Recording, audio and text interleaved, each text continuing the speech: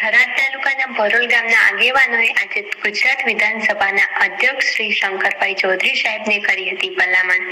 ભરોલ ગામમાં ઘાસચારાની તંગીના કારણે ગૌશાળામાં ઘાસની કરી હતી માંગ।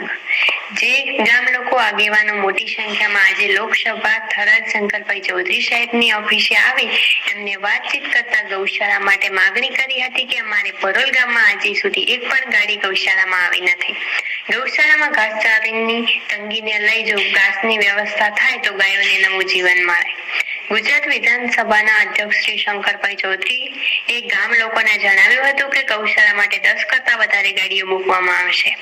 ભરોલ ગામના આગેવાનોએ ગુજરાત વિધાનસભાના અધ્યક્ષ શ્રી શંકરભાઈ ચૌધરી સાહેબનો ખૂબ ખૂબ આભાર વ્યક્ત કર્યો હતો। બ્યુરો ચીફ પીજે ચૌધરી વાવ। આજ રોજ અમે ભરોલ ગામના તમામ ગ્રામજનો લોકસેવક શંકરભાઈની ઓફિસે આવ્યા હતા અને ગૌશાળા માટે અને અમારા ગામ માટે 50 ગાડી ઘાસ આપવામાં આવ્યું છે। સાહેબ શ્રીનો ખૂબ ખૂબ આભાર।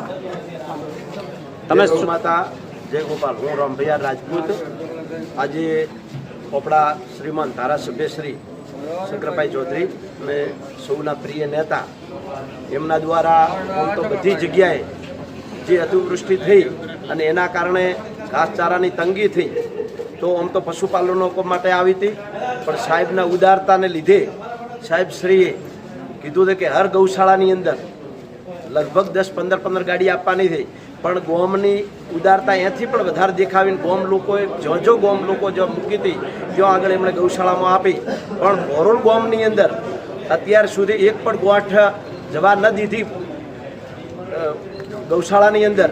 ત્યારે આપણા અધ્યક્ષશ્રી દ્વારા આજે એમણે ખુલ્લા દિલથી અમને કીધું કે તમારે 10 જુએ 20 જુએ જે પણ જુએ એ ગૌશાળા માટે ઘાસ આવી રહેશે। તે બદલ સાહેબશ્રીનો હું ખૂબ ખૂબ આભાર માનીશ। અને બીજું પણ કોઈ પણ થરાદ તાલુકાની અંદર ગૌશાળાની અંદર ચારની તો કમી હોય તો એ પણ સાહેબે વિશ્વાસ દેવડાવ્યો છે કે તમે લિસ્ટ આપજો તો એ પણ ગૌશાળાની અંદર અમે ઘાસની વ્યવસ્થા કરી આપશો। તે બદલ સાહેબશ્રીનો ખૂબ ખૂબ આભાર। આજે આખા ભરોલ ગામના સર્વ જાતિના લોકો